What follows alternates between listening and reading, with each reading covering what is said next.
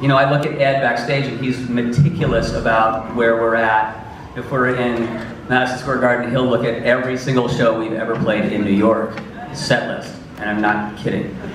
And we'll go, okay, at the Wetland show, our first time we opened up with Wash did you go to that show? Damn.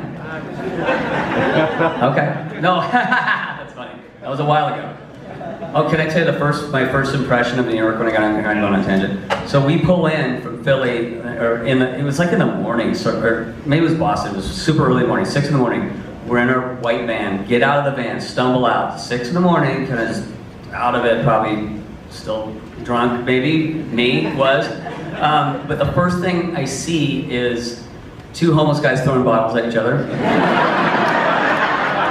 And a woman pushing a wheelchair with 5 little dogs in it. So I'm going totally off tangent right now, but bands that I like, that I see now, that I'm not sure if they do the same set every night, but when I saw the Roger Waters Wall, that blew my mind in terms of an artistic statement, in terms of the beauty of the songs and the importance of his political message, but also the art of it. That totally blew my mind. You know, I saw Aerosmith a while ago, and I've always loved them. I always loved the album Toys in the Attic and Rocks. Those are huge records for me, but the thing that made me inspired or excited was those guys kind of jammed. They kind of didn't follow a thing, I think, and that was interesting.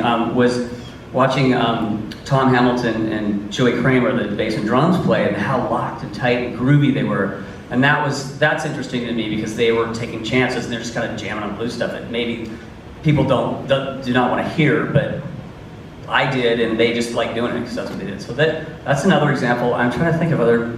I know the Kills are very exciting to watch, and just as a 2-piece and getting that kind of sound. Certainly Jack White, that kind of stuff. Van Halen. You know, Van Halen back in the day, yes.